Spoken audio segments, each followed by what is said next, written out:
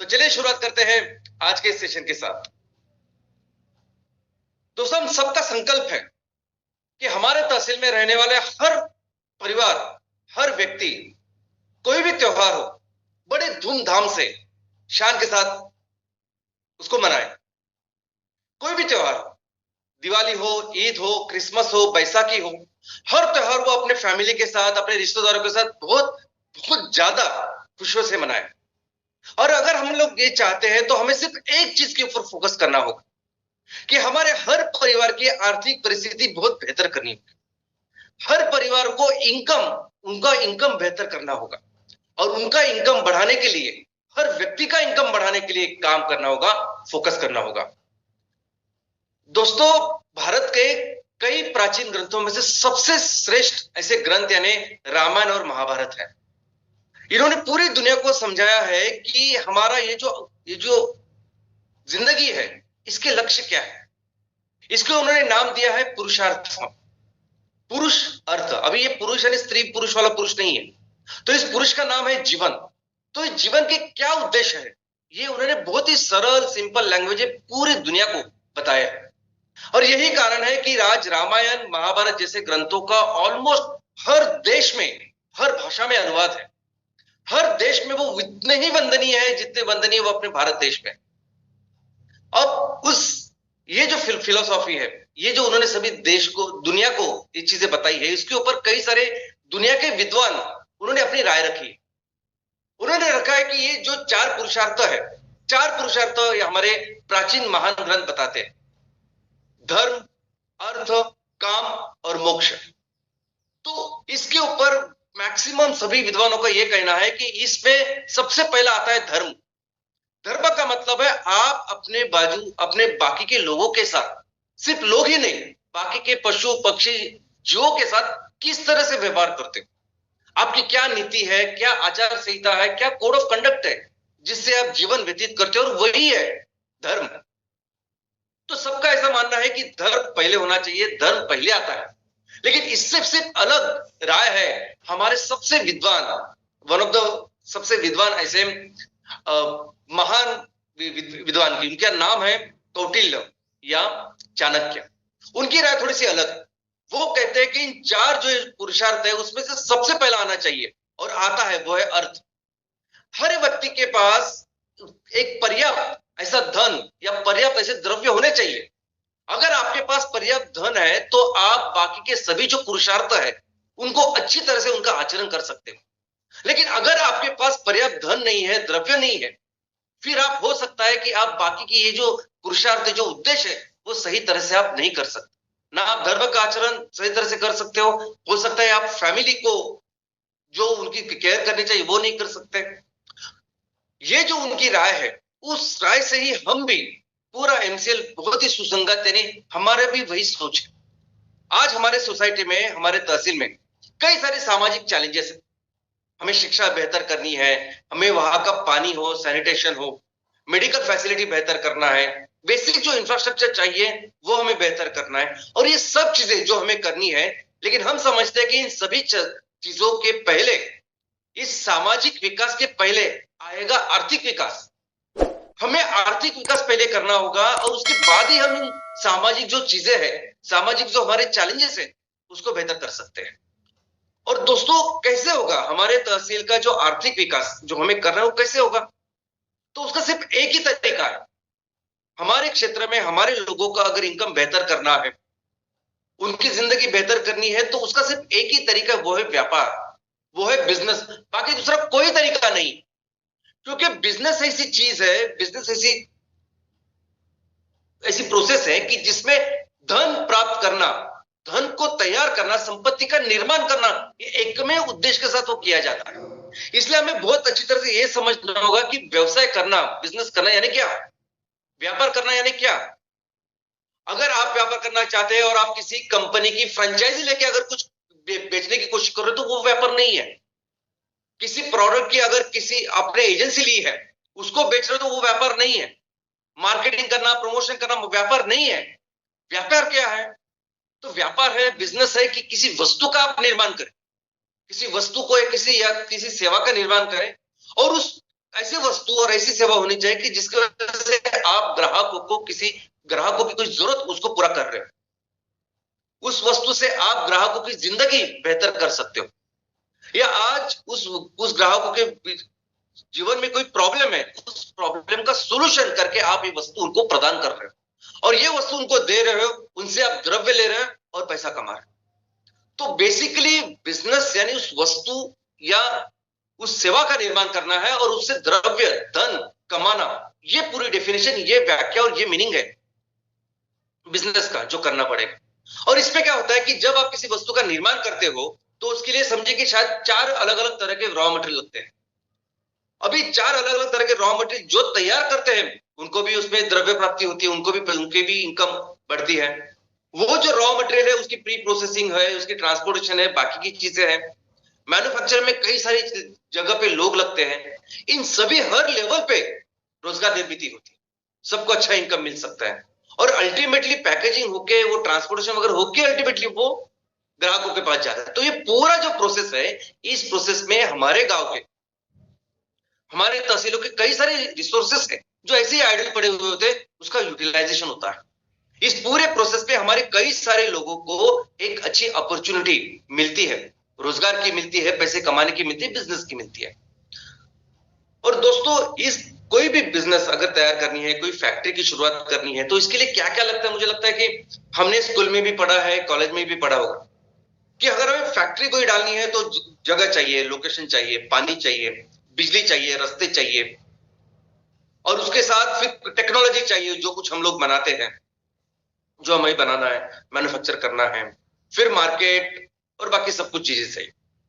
अभी इस चीजों में जो इंफ्रास्ट्रक्चर है यानी लोकेशन या पानी, बिजली, रास्ते, ये बहुत बार ऑलमोस्ट सभी देशों में ये काम गवर्नमेंट करती है। गवर्नमेंट व्यवसायों को, उद्योजकों को ये इस्तेमाल ये अवेलेबल करके देती है। लेकिन आज अगर आप देखोगे ये छोड़ के बाकी की जो चीजें हैं, टेक्नोलॉजी है, मार्केट है, इन सभी चीजों सबसे महत्वपूर्ण चीज अगर बिजनेस में कोई लगती है तो वो है रॉ मटेरियल। सबसे इंपॉर्टेंट है रॉ मटेरियल। इनफैक्ट आज अगर किसी चीज को आपकी निर्मित करनी है, टेक्नोलॉजी के बारे में अगर मैं बोलना चाहूंगा कि आज की जो एज है, आज इंफॉर्मेशन टेक्नोलॉजी की एज है। आज आपको अगर कोई चीज बनानी है तो वो कैसे बनानी, क्या बनानी, इसकी इंफॉर्मेशन, इसकी टेक्नोलॉजी आपको मिल जाएगी। उसके लिए जो प्लांट एंड मशीनरी चाहिए, वो प्लांट एंड मशीनरी देश दुनिया के किसी भी कोने में अगर कोई देश बनाता होगा, वो देश, वो मैन्युफैक्चरर आपको बेच सकता है। एक वो चीज कि जिसकी वजह से वो फैक्ट्री आपके तहसील में लगेगी कि नहीं, वो फैक्ट्री आपके गांव में लगेगी कि नहीं, ये डिसाइड करता है सिर्फ और सिर्फ रॉ मटेरियल। रॉ मटेरियल इस पूरे बिजनेस के इसमें सबसे ज्यादा महत्वपूर्ण ऐसे होता है। तो दोस्तों आज समझते हैं इस रॉ मटेरियल के बारे में। रॉ मटेरियल का मतलब होता है कच्चा माल। रॉ मटेरियल का मतलब होता है कच्ची सामग्री, कच्चा माल, कच्ची सामग्री जिससे हम वो प्रोडक्ट, उस वस्तु का निर्माण करते हैं जो बेच सकते हैं। अब इस रॉ मटेरियल के अलग अलग उसका वर्गीकरण है, अलग अलग उसके प्रकार है। एक सिंपल वर्गीकरण उसका ऐसा है कि डायरेक्ट रॉ मटेरियल और indirect raw material. Direct raw material वो रॉ मटेरियल होता है कि जिससे वो चीज डायरेक्टली बन जाती है, जो वस्तु हमें बेचनी होती है वो डायरेक्टली बनता है। इनडायरेक्ट यानी उस रॉ मटेरियल से पहले दूसरी कोई चीज बनती है और बाद में जाके वो वस्तु बनती है जिसको हम मार्केट में बेच सकते हैं। ऐसा समझिए कि एक स्टील मैन्युफैक्चरिंग कंपनी है, स्टील बनाती है, उसके लिए लोहे के जो पत्थर है, आयरन ओर्स है, वो डायरेक्ट रॉ मटेरियल है क्योंकि उस पत्थरों से डायरेक्ट स्टील बनने वाला है। लेकिन अगर वो स्टील जा रहा है किसी फैक्ट्री में मोटर बनाने के लिए, कार बनाने के लिए, तो उस कार कंपनी के लिए ये जो लोहे का पत्थर है ये हुआ इनडायरेक्ट रॉ मटेरियल। इसके अलावा और एक इंपॉर्टेंट चीज है जो समझनी है। कुछ ऐसे रॉ मटेरियल होते हैं जिसे कहते हैं सेकेंडरी रॉ मटेरियल। अभी सेकेंडरी रॉ मटेरियल यानी क्या? तो ऐसे रॉ मटेरियल जो ऑलरेडी इस्तेमाल करे, उसका इस्तेमाल हो चुका है और फिर से हम उसको रिसाइकल कर रहे हैं, उसको फिर से इस्तेमाल कर रहे हैं। ऐसे रॉ मटेरियल्स को जो ऑलरेडी इस्तेमाल हो चुके हैं और रिसाइकल करके हम फिर से इस्तेमाल कर रहे हैं, इसे कहते हैं सेकेंडरी रॉ मटेरियल। अब ये सेकेंडरी रॉ मटेरियल हमें जानना और समझना बहुत जरूरी है। वो क्यों?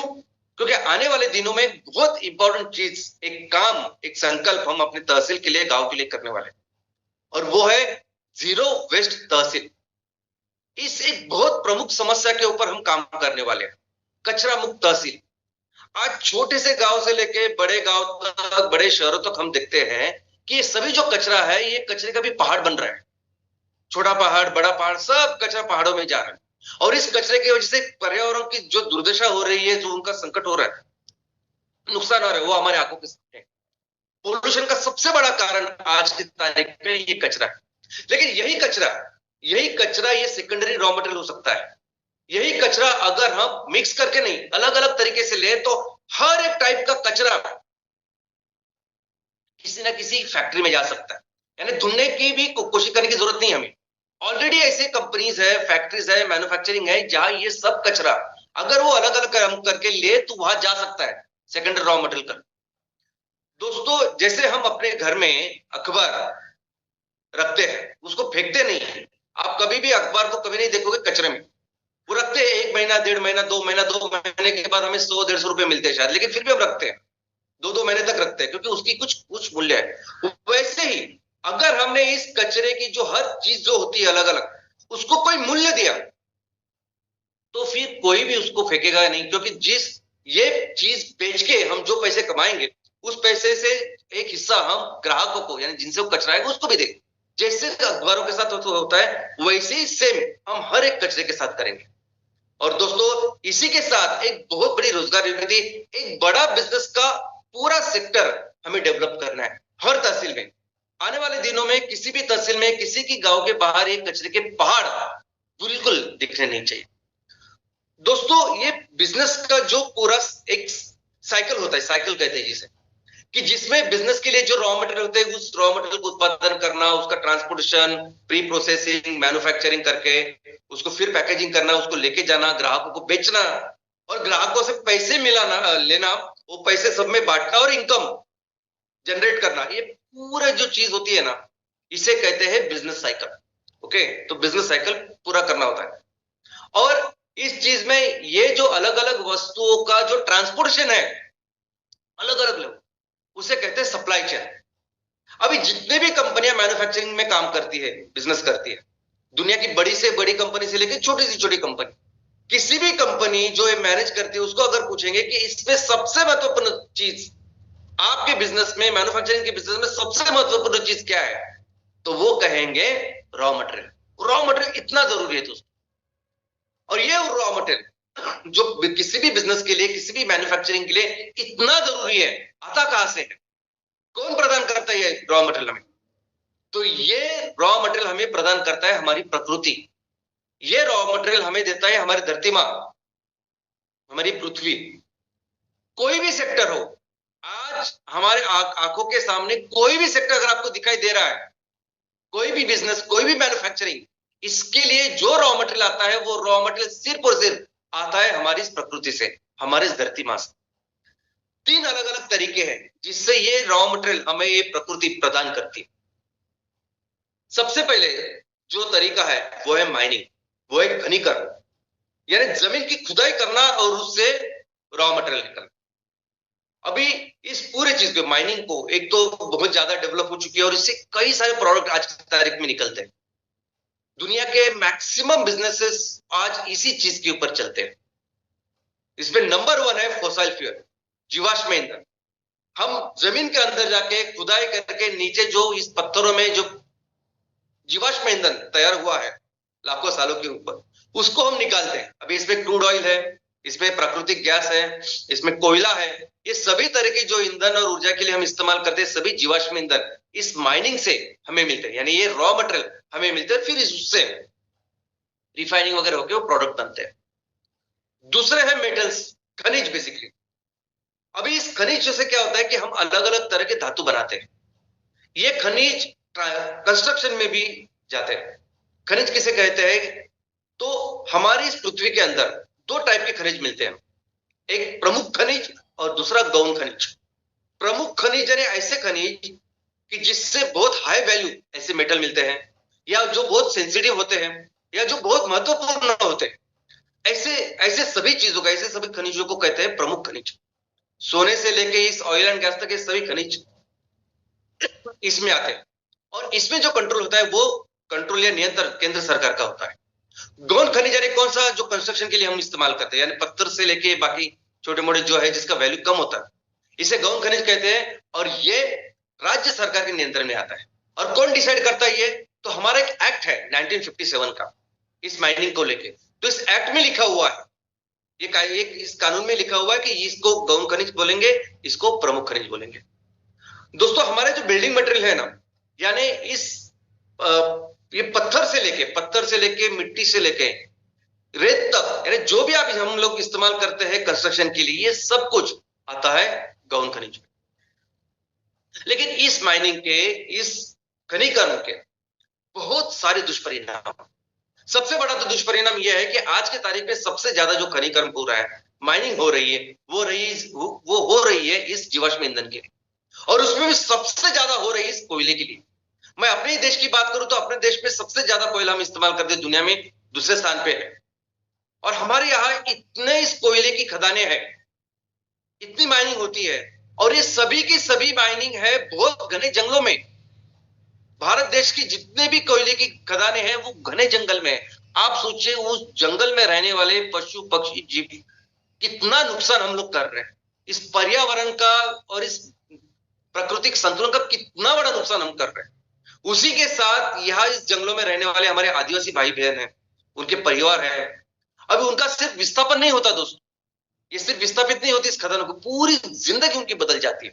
इतने सारे संकटों का सामना उनको करना पड़ता है। माइनिंग के यानी जितने आप बोलोगे उतने प्रॉब्लम्स आज इस माइनिंग की वजह से। और इस माइनिंग का, इस खनिकर्म का एक लिमिटेड रोल होगा अगर हमें सस्टेनेबल इकोनॉमी करनी। देखो सस्टेनेबल इकोनॉमी यानी क्या? तो सस्टेनेबल चीज का एकदम सिंपल अर्थ है, यानी अगर वो चीज हम आगे के हजारों सालों तक अगर कर सकते हैं ना, तो उसे कहेंगे हम सस्टेनेबल। अभी अगर माइनिंग के बेस के ऊपर हम इकोनॉमी का निर्माण करते हैं, अगर माइनिंग के बेस पे हम अपने आर्थिक विकास की योजना करते, उसको चलाते, तो वो बिल्कुल सस्टेनेबल नहीं, वो नहीं चलेगा हजारों सालों तक, हमें पता है। तो माइनिंग का बेसिकली लिमिटेड रोल होना चाहिए। मेटल्स हम लोग उससे निकालने चाहिए और मेटल कंटिन्यूसली रिसाइकल होने चाहिए, बस इतना ही रोल होना चाहिए, लेकिन उसका ज्यादा है। दूसरा जो तरीका है जिससे ये प्रकृति हमें रॉ मटेरियल प्रदान करती है, वो है वनस्पति। वनस्पति से हमें रॉ मटेरियल मिलता है।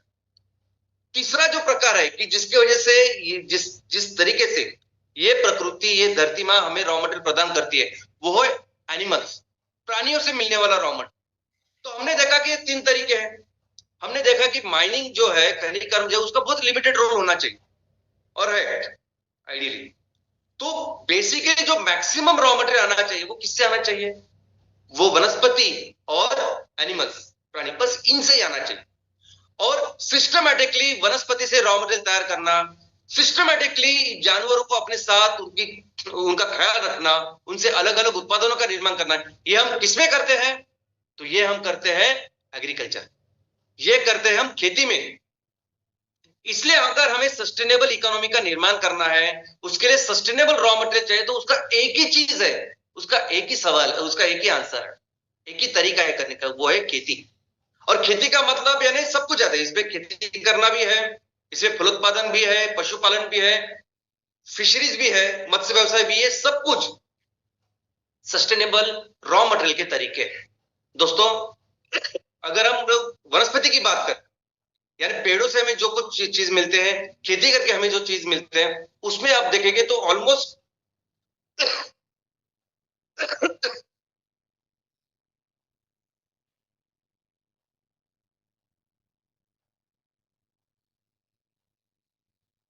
हर सेक्टर के लिए रॉ मटेरियल हम खेतों से, इस जमीन से निकाल सकते हैं, हर सेक्टर के लिए। आप देखिए फूड इंडस्ट्री, हम सभी जानते हैं कि फूड इंडस्ट्री में सबसे महत्वपूर्ण जो सोर्स है रॉ मटेरियल का, वो है हमारी खेती। लेकिन इसके अलावा ईंधन में भी हमने देखा है कि बायोफ्यूल रियल सस्टेनेबल फ्यूल है। कोई जरूरत नहीं इतने बड़े बड़ी खदानें तैयार करने की। हम जो भी चाहिए, कोयला चाहिए, फ्यूल ट्रांसपोर्टेशन से लेके ऊर्जा निर्मित के लिए चाहिए, हर तरह का ईंधन हम तैयार कर सकते हैं बायोफ्यूल से। वो भी आएगा, उसके लिए रॉ मटेरियल कहां से आएगा? खेतों से। उसके अलावा कंस्ट्रक्शन, स्पेशली बांबू के कई कई अलग अलग वैरायटीज है, स्पीसीज है, जो बहुत लॉन्ग टर्म हमें सस्टेनेबल ऐसा सपोर्ट दे सकते हैं, कंस्ट्रक्शन में जिसका उपयोग हो सकता है। टेक्सटाइल, हर तरह का जो वस्त्र हमें चाहिए, जो हमारी जरूरत है, वो पूरी उसके लिए रॉ मटेरियल आ सकता है खेतों से। फार्मा, यानी उपचार पद्धति में सबसे पुरानी, सबसे ज्यादा डेवलप्ड और सबसे अच्छी, सबसे ज्यादा प्रभावशाली है आयुर्वेदा। और इस आयुर्वेदा के जो सभी जो रॉ मटेरियल वो कहां से आते हैं? इसी वनस्पति से, पेड़ों से। कॉस्मेटिक और हेल्थ केयर, आज ये जो बहुत बड़ी इंडस्ट्री बन चुकी है, बहुत बेहतरीन प्रोडक्ट हम अपने इस खेतों से, जमीन से उगा सकते हैं। इनफैक्ट कोई भी चीज, यानी सुबह आप हम जो ब्रश करते हैं, जो टूथपेस्ट लेके ब्रश करते हैं, उससे लेके हम रात को सोने के लिए जो कॉइल का इस्तेमाल करते हैं मच्छरों के लिए, हर चीज, यानी आपके किचन से जो चीज आपको लगती है, टॉयलेट के लिए जो चीज क्लीन करने के लिए लगते हैं, हर चीज का जो उपयोग या हर चीज का जो रॉ मटेरियल है, वो रॉ मटेरियल हम इस खेतों से निर्माण कर सकते हैं और उसका उपयोग कर सकते हैं। वैसे अगर आप एनिमल्स की बात करेंगे, अगर हम प्राणियों की बात करें, तो उनसे भी कई सारी चीजें मिलती है, कई सारा रॉ मटेरियल मिलता है। तो एक बड़ी इंडस्ट्री उससे डेवलप होती है, फूड प्रोडक्ट्स। यानी हम देख सकते हैं कि प्राणियों से मिलने वाली कई सारी चीजें, उसका अपने आप में एक बहुत बड़ा सेक्टर है। उसके अलावा आयुर्वेदा कॉस्मेटिक्स में लगने वाले सभी जो प्रोडक्ट्स है, उत्पादन है, ये कई सारे उत्पादन ये एनिमल बेस है, जो बहुत बेहतरीन है। इसके अलावा रेशम वस्त्र हो, इसके जैसे वस्त्रों का निर्माण हो, या लेदर की कई सारी चीजें, ये सभी जानवर हमें प्रदान करते हैं। फिशरीज, मत्स्य व्यवसाय भी एक तरीका है कि जिससे बहुत सारा रॉ मटेरियल आ सकता है, फूड इंडस्ट्री के लिए आ सकता है। अगेन आयुर्वेदा, अगेन कॉस्मेटिक्स, इन सभी चीजों के लिए fisheries can be a good raw material. Forest, जंगल भी एक बहुत बड़ा एक सोर्स है रॉ मटेरियल का। इनफैक्ट जंगलों के कई सारे ऐसे उत्पादन है, कई चीज है कि जो रॉ मटेरियल करके हम इस्तेमाल कर सकते हैं और बहुत बेहतरीन ऐसे प्रोडक्ट हम तैयार कर सकते हैं। और इस पूरी परिस्थिति में ऐसा देश जो सबसे ज्यादा सस्टेनेबल रॉ मटेरियल बनाता हो, ऐसा देश जिसमें सबसे ज्यादा एग्रीकल्चर खेती हो सकती है, ये सभी तरह के रॉ मटेरियल की निर्मित हो सकती है, ऐसा देश अगर पूरी दुनिया में कोई है तो वो है भारत। दोस्तों, कोई भी इंडस्ट्री आप लीजिए, आज जो भी इंडस्ट्री में लोग बिजनेसेस कर रहे हैं, फैक्ट्रीज है, उनकी मैन्युफैक्चरिंग है, फैसिलिटीज है, हर चीज के लिए हम रॉ मटेरियल अपने खेतों से ले सकते हैं, पशुपालन करके ले सकते हैं, मत्स्य व्यवसाय करके ले सकते हैं। लेकिन आज ऐसा नहीं हो रहा। आज कोई भी इंडस्ट्री हो, किसी भी सेक्टर में लोग जो काम कर रहे हैं, कंपनियां काम कर रहे हैं, वो कहां से रॉ मटेरियल लाते हैं? कहां से उनको रॉ मटेरियल मिलता है? तो वो रॉ मटेरियल आज वो खेतों से नहीं ले रहे, वो रॉ मटेरियल वो ले रहे हैं इस पेट्रोकेमिकल से, वो रॉ मटेरियल आज वो ले रहे हैं इस क्रूड ऑयल से। इनफैक्ट आप देखोगे कि हर हर सेक्टर, अभी फर्टिलाइजर, खाद का जो सेक्टर है, बेसिकली वो खाद बिल्कुल नहीं आना चाहिए क्रूड ऑयल से, वो खाद आना ही चाहिए सिर्फ और सिर्फ वनस्पति से, वनस्पति प्राणियों से, उनसे आना चाहिए खाद। और क्योंकि वो 100% जाता है हमारा खाना बनाने के लिए। लेकिन आज हम लोग क्रूड ऑयल से ले रहे हैं और उसका परिणाम हम देख रहे हैं, कितना कैंसर फैलता जा रहा है। वस्त्र 100%, 80% तक तो हम लोग इस्तेमाल कर रहे हैं। आज जो भी वस्त्र का निर्माण, जो भी हम लोग पहनते हैं, इस्तेमाल कर रहे हैं, 80% क्रूड ऑयल से आ रहा है। फर्नीचर, मैक्सिमम फर्नीचर आज क्रूड ऑयल से आ रहा है। कॉस्मेटिक्स बोलिए, पेंट बोलिए, हर चीज के लिए आज जो रॉ मटेरियल बन रहा है, वो रॉ मटेरियल बन रहा है किससे? तो क्रूड ऑयल से। दोस्तों, आपने कभी गौर किया कि कैसे यूरोप में छोटे छोटे देश है, छोटे छोटे देश है, लेकिन उनकी इकोनॉमी कितनी बड़ी है। अमेरिका भले ही वो आकार से बड़ा हो, लेकिन उसके पास इतनी खेती नहीं है। भारत जैसे देश, भारत जैसी जितनी खेती है, वो ना अमेरिका के पास है, ना जापान के पास है, ना यूरोप के पास है। और यूरोप, उसके बहुत सारे राष्ट्र तो हमारे राज्यों से बहुत छोटे छोटे हैं, फिर भी इतनी बड़ी इकोनॉमी का निर्माण। टेक्सटाइल इंडस्ट्री में सबसे बड़ी बड़ी जो कंपनी है वो यूरोप में है। कॉस्मेटिक में सबसे बड़ी बड़ी कंपनी है वो यूरोप में है। तो फिर ये लोग ये जो मैन्युफैक्चरिंग करते हैं, लाते कहां से रॉ मटेरियल? तो ये बेसिकली रॉ मटेरियल लाते हैं इस क्रूड ऑयल से।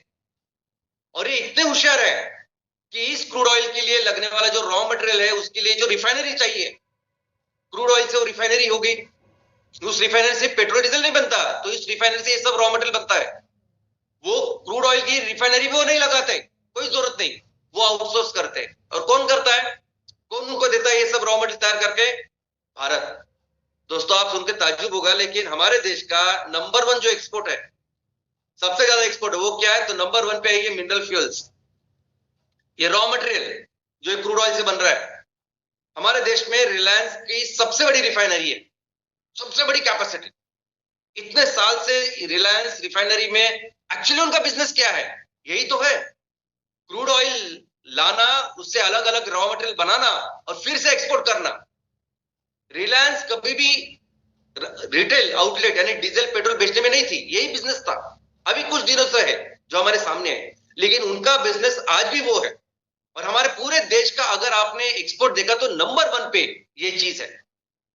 लेकिन दोस्तों ये अभी ज्यादा देर तक नहीं कर सकते इन्हीं चीजों की वजह से। यही जो नॉन सस्टेनेबल, ये जो गलत काम हम लोग कर रहे हैं, इसी की वजह से तो अभी आज इतने बड़े संकट में है।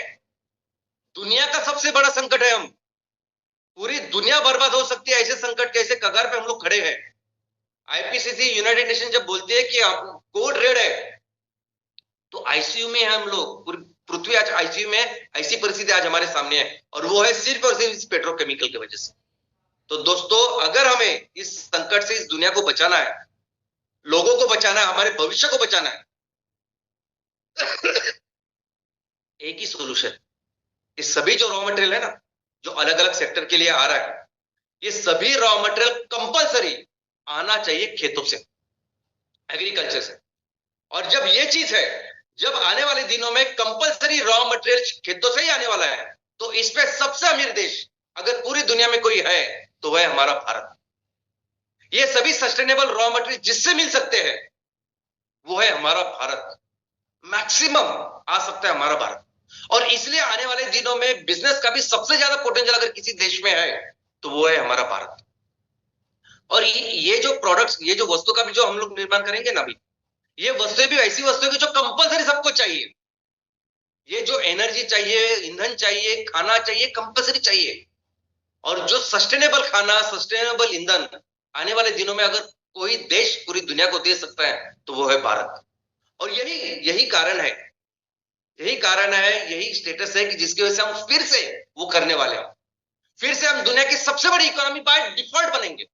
दोस्तों हमने देखा कि पूरी जो हमारा हमारा जो इतिहास है, संस्कृतियों का इतिहास, जब से इकोनॉमी की शुरुआत, देशों की शुरुआत हुई है, अलग अलग देश, अलग अलग इकोनॉमीज की शुरुआत हुई है, more than 90% of the time हम दुनिया के लिए सबसे बड़ी अर्थव्यवस्था थी।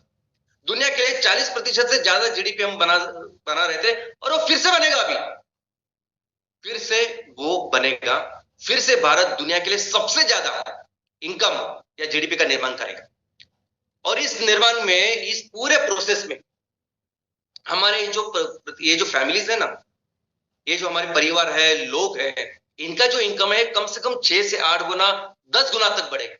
ये बाय डिफॉल्ट बढ़ेगा, और वैसे नहीं बढ़ेगा। देखो अभी आज की तारीख में अगर हम देखेंगे तो ऐसा, I mean normally per capita income कैसे निकालेंगे हम भारत का?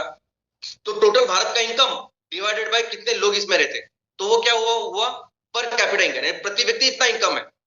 अभी उस प्रति व्यक्ति इनकम को हमें 6 से 8 गुना बढ़ने ही वाला है बाय डिफॉल्ट।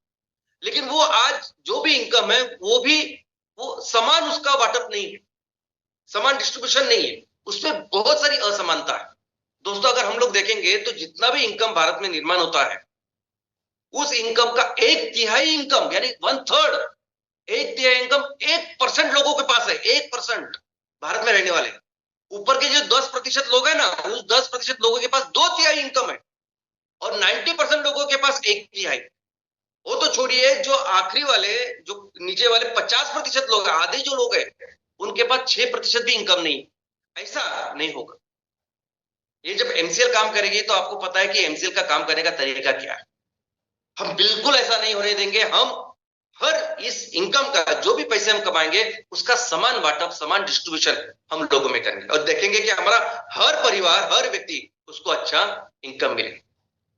लेकिन ये करते समय हमें बहुत इंपॉर्टेंट सावधानी बरतनी होगी, बहुत जरूरी है, बहुत जरूरी। ऐसी सावधानी बरतनी होगी जो इतिहास ने हमें बताई। दोस्तों अभी क्या है कि की टू बिजनेस, कोई भी बिजनेस अगर हम लोग करें ना, तो उसका की सबसे इंपॉर्टेंट जरूरत जो होती है वो रॉ मटेरियल। हजारों साल पहले भी था, आज भी है और कल भी होने वाला है। कल भी अगर आप देखोगे तो भी आने वाले दिनों में रॉ मटेरियल है जो कंट्रोल करेगा ये बिजनेसेस। और इसमें भले ही हमारे पास बहुत ज्यादा हो, देखो रॉ रॉ मटेरियल हमारे पास ज्यादा है, भारत देश आने वाले दिनों में ये बिजनेस कंट्रोल करेगा, ये भूमि होगी जिसमें ज्यादा से ज्यादा बिजनेस का निर्माण होगा, ये सच है, ये होने वाला है। लेकिन हमने देखा इतिहास में कि कैसे बाहर के लोग इस बिजनेस को कंट्रोल करते हैं। भले उनके पास कुछ नहीं होता ना, उनके पास रॉ मटेरियल कुछ भी रिसोर्सेज वगैरह कुछ नहीं, फिर भी आके हमारे इतने बड़े महान देश को उन्होंने कंट्रोल करके इस पूरे रिसोर्सेज का, रॉ मटेरियल का, बिजनेस का अपने खुद के लिए उन्होंने फायदा किया कर लिया और हमारे देश को इतना नुकसान पहुंचा। वो था तब, वो था इतिहास। लेकिन दोस्तों आज भी ऐसे चल रहा है, आज भी ऐसे है। आज भी यहाँ के businesses, market, raw material, man power, सब कुछ कौन उसका फायदा ले रहा है? बाहर के लोग। तरीका उनका। अभी अभी एक एग्जांपल मैंने आपके सामने रखा है, लेकिन आज किसी भी कंपनी के बारे में आप जरा पढ़िए, कैसी कंपनी तैयार होती है, बड़ी बनती है और कैसे बाहर की कंपनियां उसका फायदा होता है। अभी एक एग्जांपल आपके जो सामने है वो है फ्लिपकार्ट का। फ्लिपकार्ट हमारी कंपनी करके शुरुआत हुई, लेकिन आज 100% कंपनी, यानी 75% से ज्यादा जो जिसका स्टेक है वो वॉलमार्ट है। वॉलमार्ट ये कंपनी अमेरिका की बहुत बड़ी कंपनी। अभी इसने क्या किया? पहले तो फ्लिपकार्ट को ले लिया, पूरा सब कुछ अभी उसके हाथ में, कंट्रोल में सब कुछ है, गुलाम बन गए फिर से हम लोग। वाह। और उसके बाद उसने क्या किया? एक बार उसने भारत के देश के कंपनी का मुखौटा पहन लिया, चेहरा पहन लिया, और उसने बाद में बाकी, अभी आप देखोगे कुछ दिनों में फ्लिपकार्ट ने 22 कंपनियों को खरीद लिया है। एसोसिएशन नहीं है, कंट्रोलिंग स्टेक्स लिए है। अभी सब कंपनी उनकी गुलाम। 22 कंपनी आपके सामने तो सिर्फ अभी 9 दिख रही है। और ये इंफॉर्मेशन अवेलेबल है, आप गूगल कीजिए, आप नेट पे जाइए, आपको पता चलेगा कि फ्लिपकार्ट कितनी सारी कंपनियों ने उसने खरीदा। तो ये तरीका है आज। आज की तारीख में अगर हमें बिजनेस करना है तो ऐसा तरीका है कि लोग कैसे अपने इस रिसोर्सेज को, बिजनेस को, भारत देश की इकोनॉमी को कंट्रोल कर रहे हैं। और दूसरा एक तरीका है वो है पैसा। दूसरा एक तरीका है वो है फंडिंग। पैसा, फंडिंग। ये फंडिंग भी बहुत आसानी से ऐसा तरीका बन चुका है कि जिसकी वजह से आप उस कंपनी को हमेशा के लिए अपना गुलाम बनाते हो। और दोस्तों अभी तो बहुत सिंपल हो गया है। देखो पहले कैसे होता था? पहले ये यूरोपियंस ये हजारों किलोमीटर चल के आए, अपने साथ सेना को लेके आए। यहां आने के बाद उन्होंने फिर वो पॉलिटिक्स किया, युद्ध किया, राजनीति की, जो कुछ किया कपट का रास्ता। और उसके बाद फिर उन्होंने बिजनेस के कंट्रोल लिए। इतनी मेहनत करने के बाद अभी तो बहुत आसान बन चुका है। अभी तो इतना आसान बन चुका है ना कि वो बहुत आसानी से इन बिजनेस को कंट्रोल करते हैं, वो भी बाहर रह के, जरूरत नहीं उनको यहां आने की। और उसका तरीका है फंडिंग। आज बहुत आसानी से मिल सकता है पैसा, फंडिंग। और ये लोग जो होते हैं ना, देखो ये लोग जब पैसा डालते हैं ना तो उनको टेक्नोलॉजी नहीं समझ में आती। उनको नहीं समझ में आएगा एमकूल क्या है, कैसे चलेगा, एम सीएनजी कैसे बेहतर है, या एम कुकिंग सिस्टम कितना बेहतर है, वो उनको कुछ नहीं समझ में आता। उनको समझ में आता है लोग, उनको समझ में आता है प्रमोटर्स, ये डॉक्टर लवेश, डॉक्टर श्याम, प्राची, ये सब उनको समझ में आएंगे। उनको पता चलेगा कि उनके साथ जो टीम लगी हुई है कितनी मेहनत के साथ कर रही है, वो विजन मिशन वो करेंगे, ये उनको समझ में आता है। और बस एक सिंपल सा तरीका होता है कि बस इक्विटी ले, पैसे दे और हमेशा के लिए उनको गुलाम बनाए। और दोस्तों ये जो लोग होते हैं ना, इनको वल्चर कैपिटलिस्ट कहते हैं। वल्चर यानी क्या? गिद्ध, गिधाड़। अब गिद्ध क्या होता है? गिद्ध एक प्राणी जीव है जो जिसे जिसे प्रकृति ने बनाया रिसाइकलिंग के लिए, सस्टेनेबिलिटी के लिए। सस्टेनेबिलिटी छोटे छोटे सूक्ष्म जीव करते हैं, हमने देखा है। सस्टेनेबिलिटी में हमारा ये अर्थवर्म जो है, केचुआ, वो काम करता है खेतों में, वो हमने देखा है। तो प्रकृति की अपनी व्यवस्था, और उसमें का ही व्यवस्था का सबसे बड़ा प्राणी कोई है तो गिद्ध है। वो उसका काम उसको बनाया वैसे। कोई भी मृत जानवर जब होता है तो उसको पूरी तरह से सब कुछ खा लेता है वो, उनका एक कतरा भी नहीं रखता हो, क्योंकि वो उसका काम वैसे बनाया है माने उसको। लेकिन ये वल्चर कैपिटलिस्ट जब आते हैं किसी बिजनेस में, एक बार आपने उनको छू लिया और उन्होंने वो लेना शुरू कर दिया, तो जब तक पूरी इक्विटी आपकी खत्म नहीं हो जाती, जब तक पूरा कंट्रोल आपका खत्म नहीं होता, जब तक पूरे पैसे वगैरह प्रॉफिट उनके पास नहीं आता, तब तक वो आपको नोचते खाते पीते रहते हैं। यहां तक कि ये लोग तो टैक्सेस भी नहीं भरते। भारत में जो कंपनी को एक्विजिशन करते हैं उसके टैक्सेस भी नहीं भरते, गवर्नमेंट को भी पैसा नहीं देते। इस तरह कैसे लोग? नहीं, अभी नहीं, बिल्कुल नहीं, नहीं करेंगे हम। ये लोग जो है ना दोस्तों, ये लोग अभी उस पॉलिटिक्स में ना इंटरेस्टेड नहीं है, एडमिनिस्ट्रेशन में इंटरेस्टेड नहीं। अभी कोई आजादी विजादी के लिए कुछ नहीं होगा। एक बार ये लोग आ गए तो हमेशा के लिए अभी आ रहे हैं, हमेशा के लिए। जो सस्टेनेबल इकोनॉमी है उसका उसका जो सबसे अमीर देश जो है, जहां ये होने वाला है सबसे अमीर, उससे पर सिर्फ भारत में होने वाला है। एक बार ये आ गए तो ये कभी इसके बाद नहीं जाएंगे, और इसलिए हमें होने नहीं देंगे। आपको अंदाजा नहीं है, लेकिन एमसीएल इतनी स्ट्रांग पोजीशन में आज, अगर हमको फंडिंग चाहिए, अगर हमको पैसे चाहिए, कितने भी ज्यादा चाहिए, आज दुनिया में सबसे ज्यादा पैसे जिसमें लगाए जाते हैं वो है renewable oil and gas. 142 lakh crore एक साल में वो निवेश होता है उसमें, उससे ज्यादा अभी बढ़ रहा है। और इसमें एमसीएल की जो स्ट्रांग जो भूमिका, जिस लेवल पे एमसीएल है, आप अंदाजा नहीं कर सकते। हमको पैसे चाहिए ना, तो हम कभी भी सिर्फ हाँ बोलो तो बहुत सारे लोग हमें पैसे दे सकते हैं, हमेशा के लिए दे सकते। कोई जरूरत नहीं इतना सब कुछ सहन करने की, इतनी मुश्किल करने की, लेकिन फिर भी हम काम कर रहे हैं, मेहनत कर रहे हैं, दिन रात मेहनत कर रहे हैं, दिन रात कोशिश कर रहे हैं कि हम लोग अपने इस पे करें, क्योंकि हम ये कंट्रोल कभी नहीं देंगे, कभी नहीं देंगे। हमको पता है इसके आगे क्या होगा। हम कभी अपना कंट्रोल, किसानों का भविष्य, लोगों का भविष्य, देश का भविष्य किसी भी ये लोगों के फॉरेन के हाथ में बिल्कुल बिल्कुल देंगे नहीं। हम ख्याल रखेंगे हमारे लोगों का, हम ख्याल रखेंगे हमारे किसानों के भविष्य का, हमारे लोगों का भविष्य, और करेंगे हम। कोई बड़ी बात नहीं, ज्यादा मेहनत हम लोग हमें करनी पड़ेगी शुरुआत के कुछ दिन, बस उतना ही, लेकिन करेंगे। और जितनी हमारी कैपेबिलिटी है, जितना पोटेंशियल हमारे देश का है, हमारा है, कि दुनिया की सबसे बड़ी इकोनॉमी हम बनाएंगे, वो बनाएंगे। हर परिवार को एक बहुत अच्छा इनकम दिलाएंगे, हर घर को एक अच्छा इनकम दिलाएंगे, ताकि वो हर त्योहार को बहुत धूमधाम से, बहुत आनंद के साथ वो उसको मनाए, और मिलकर हम अपने देश को फिर से दुनिया का सबसे महान राष्ट्र देश बनाए। जय हिंद, जय हिंद, धन्यवाद।